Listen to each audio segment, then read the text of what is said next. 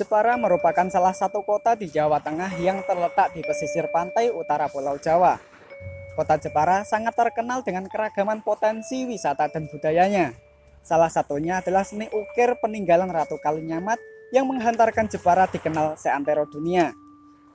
Kalau ditelusuri lebih lanjut, kota Jepara menyimpan banyak berbagai kearifan budaya lokal. Di antaranya, barang obor, pesta baratan, tari tayub, tari emprak, dan tari kridatama. Namun ada satu budaya warisan leluhur dan merupakan hasil akulturasi budaya yang masih belum terpublikasi secara luas, yaitu kesenian Janggrung. Berbicara mengenai kesenian Janggrung berarti mengungkap sejarah perlawanan Warok Singo Blendang melawan VOC Belanda sekitar abad ke-17 Masehi.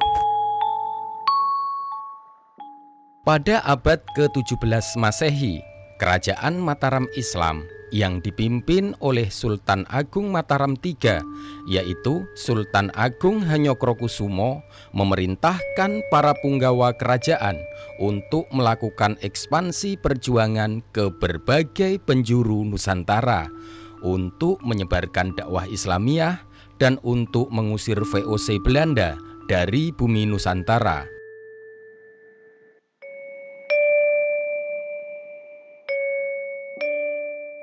Akibat penjajahan yang dilakukan oleh VOC yang menggunakan cara menguasai pesisir pantai, tak terkecuali pesisir pantai Jungpara. Melihat kondisi wilayah Jawa di bagian utara mulai dimasuki oleh VOC, maka Sultan Agung Hanyokrokusumo mengutus pasukan yang dipimpin oleh seorang warok yang bernama Warok Singo Blendang untuk mengusir Belanda dari bumi ujung para. Sayangnya, dalam pertempuran antara pasukan Mataram yang dipimpin oleh Warok Singo Blendang dengan VOC yang dipimpin oleh Kapten Van de Klerk, Kerajaan Mataram Islam gagal mempertahankan ujung para dikarenakan Belanda dilengkapi dengan persenjataan modern. Hal itu menyebabkan Singo Blendang beserta pasukannya terpukul mundur dan lari tunggang langgang. Kekalahan pasukan Singo Blendang disebabkan karena Belanda dilengkapi persenjataan modern yang lengkap di bawah pimpinan Van de Klerk. Peristiwa kekalahan Singo Blendang dari VOC Belanda terjadi pada tahun 1645 Masehi yang dilukiskan oleh Empu Kridasastra dalam Kidung Kinanti. Dalam Pupuh Kinanti, tembang Kinanti. Ini coba Kinanti ya.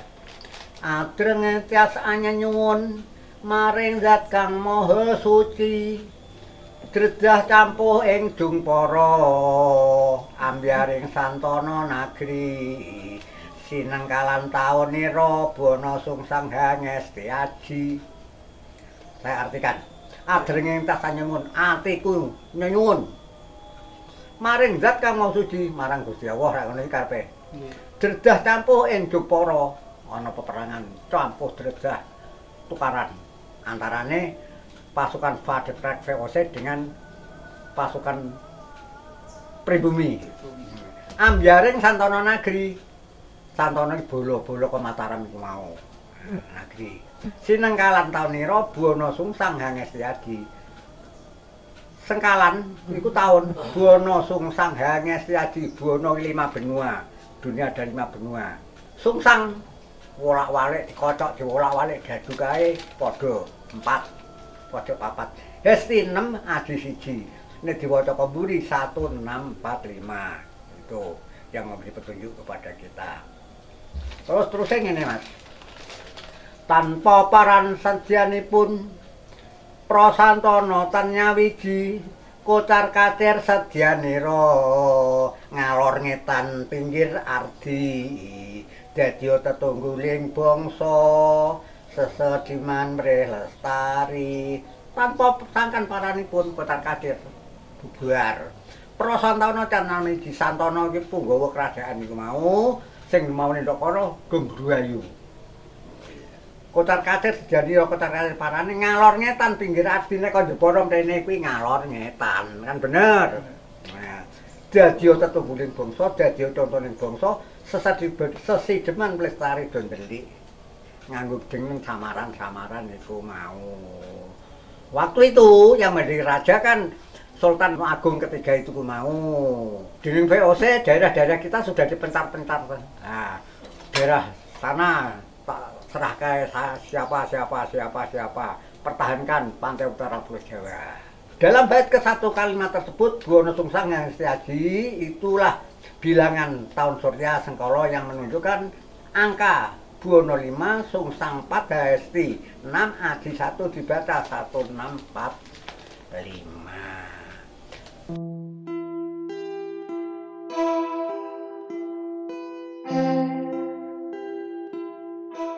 Singoplendang beserta pasukannya pantang menyerah dan terus melakukan perlawanan dengan bergerilya.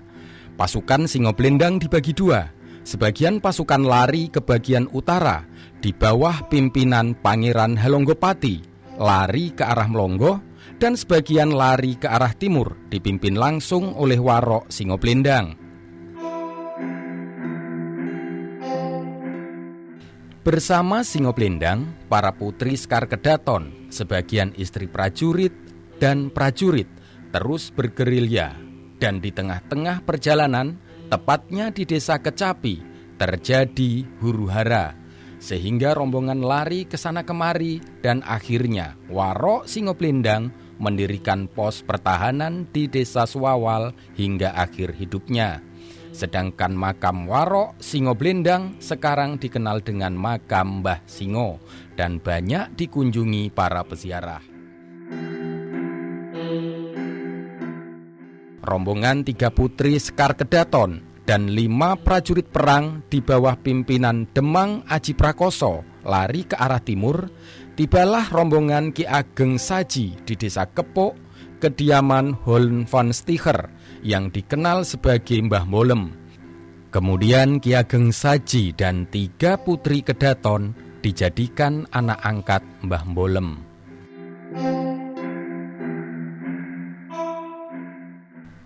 Demang Aji Prakoso pada akhirnya dikenal dengan Ki Ageng Saji dan dalam sejarahnya menjadi petinggi desa Tanjung yang pertama.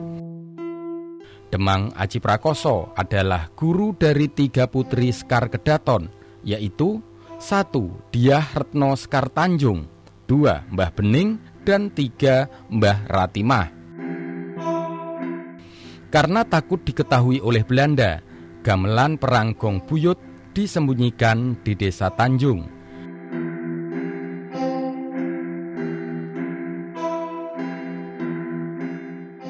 Ki Ageng Saji menugaskan kepada 3 muridnya untuk melakukan upaya telik sandi dengan berbagai cara. Muridnya yang pertama adalah Diah Retno Sekar Tanjung.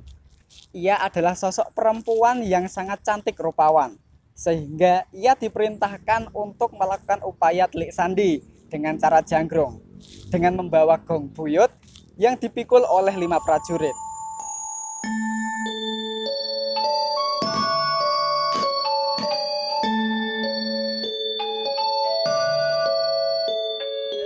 Nah, muridnya yang kedua ini adalah Mbah Ratimah. Sejatinya, ia adalah seorang laki-laki yang menyamar menjadi seorang perempuan untuk mengelabui musuhnya. Ia diperintahkan untuk melakukan penyuluhan dalam bidang pertanian, dengan yang di zaman ini dikenal dengan kesenian empra.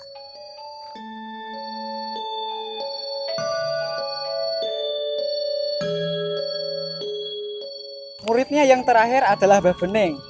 Ia diperintahkan untuk mengasah olah kanuragan dengan jalan tasawuf.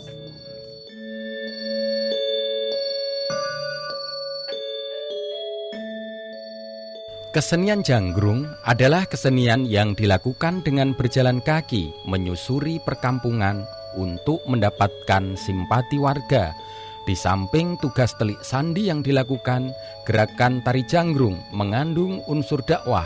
Misalnya ketika gerakan tangan penari memegang sampurnya, posisi tangannya menunjukkan jari jempol dan telunjuk menekuk agak menonjol ke depan, sedangkan jari tengah, jari manis dan jari kelingking dibiarkan berdiri yang menggambarkan huruf Arab alif, lam, lam, ha. Posisi jari itu mengandung nilai tauhid dengan maksud agar warga masyarakat meyakini bahwa Allah Subhanahu wa Ta'ala adalah Tuhan yang wajib disembah. Menurut penuturan warga, kesenian Janggrung masih bisa dilihat pada tahun 1965-an.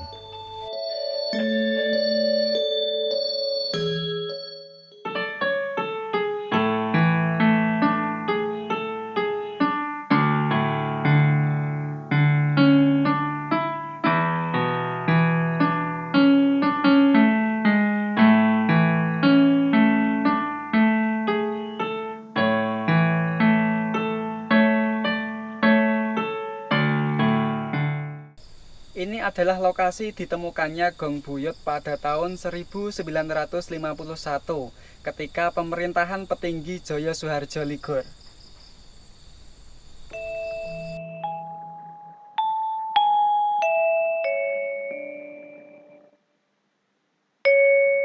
Silsilah petinggi atau lurah Desa Tanjung dari yang pertama sampai ke 20, yaitu Kilurah Saji, Kilurah Kusumo, Kilurah Wingkuk, Kilurah Joyo Gunorimong, Kilurah Surojoyo Truno, Kilurah Surodikromo Guno, Kilurah Sarwi Joyoharjo, Kilurah Sami Kromo Wijoyo, Kilurah Joyo Suharjo Ligur, Kilurah Suwiryo Joyo Karsiman, Kilurah Mulyadi, Kilurah Sutorojo Ligur, Kilurah Rostam, Kilurah Suprapto, Kilurah Sunarjo, Kilurah Hartoyo, Kilurah Sunarjo lagi jadi 2 kali, kemudian Kilurah Tarsomo dan Lurah Dwiganoto saya sendiri.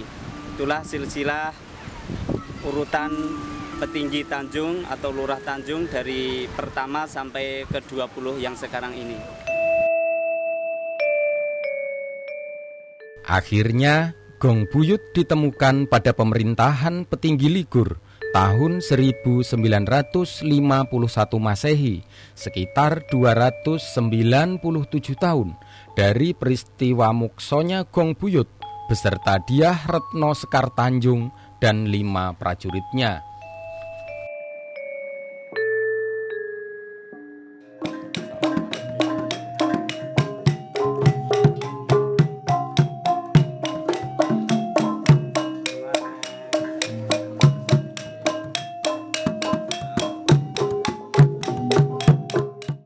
Gong Buyut sampai sekarang keberadaannya masih ada di rumah salah satu warga Tanjung, yaitu Bu Suranti.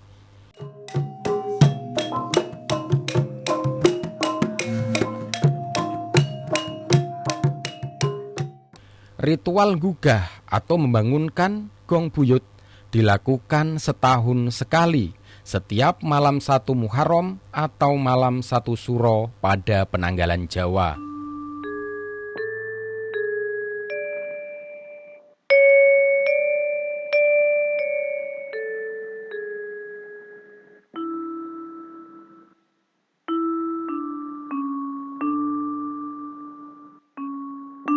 Saya bersama dengan Ibu Suranti sebagai juru kunci Gong Buyut yang ada di Desa Tanjung, Kecamatan Pakis Aji, Kabupaten Jepara. Nah, saya akan bertanya langsung mengenai ubuh rampe ritual Gong Buyut. Nah, ubuh rampe yang dibutuhkan itu apa saja ya?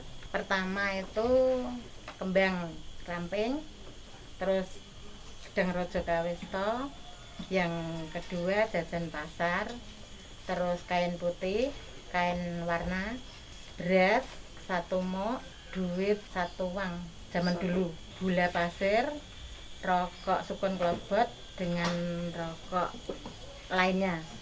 Ada panggang ayam, terus dekem ayam, gemblong, bubur, berabang berputih, sego papak, sego tumpeng, sego bucet, terus rambanan reno pitu, telur ayam, sambal gepeng, cengkaruk, wedang kopi tanpa diaduk, kendi cilik, kloso pandan, bantal anyar, nasi golong, nasi biar, terus tumbang boreh, lawit, terus minyak, bedak.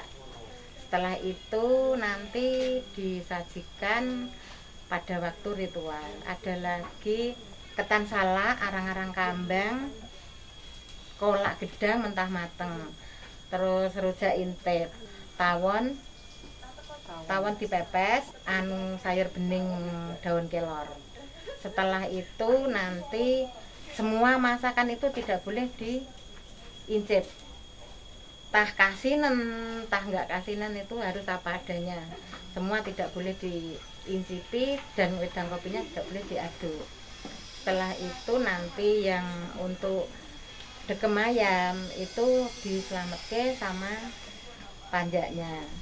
Terus yang panggang ayam itu diritualkan kepada yang buyut untuk menghormati yang buyut, sama dang rojo kawisto, sama bubur, sama gemblong. Lajeng selanjutnya itu punya itu panjak, yang makan panjak nanti diselamatkan. Jadi setelah itu nanti habis diselamati baru dibunyikan pada waktu malam suro. Tapi selanjutnya kalau malam Jumat Wage itu cuma wedang kopi, arang-arang kambang, rujak intip, ketan salak, terus kolak gedang mentah mateng, dan gedang rojo kawisto, rokok itu.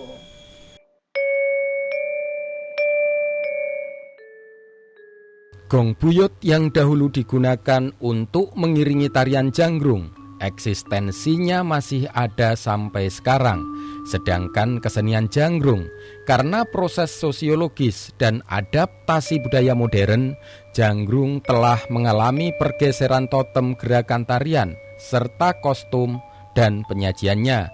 Hal tersebut bisa jadi karena pemaknaan arti janggrung itu sendiri.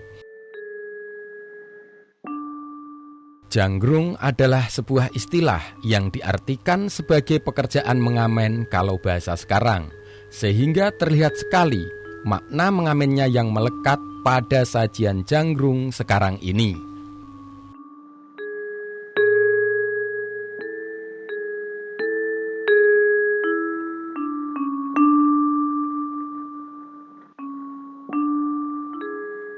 Dibutuhkan sentuhan dan perhatian dari banyak pihak, di antaranya pemerintah daerah, akademisi, dan budayawan untuk mengembalikan totem gerakan tari, kostum, dan filosofis makna janggrung. Sehingga pergeseran totem dan roh gerakan dalam tarian akan dapat dikembalikan pada makna yang sebenarnya, yaitu dengan sajian seni janggrung akan dapat mengingatkan kebesaran dan kemahakuasaan Allah Subhanahu wa Ta'ala. Dan manusia mempunyai kewajiban mengabdi selaku hamba dan menjadi khalifah di bumi ini. Amin, amin, ya robbal alamin.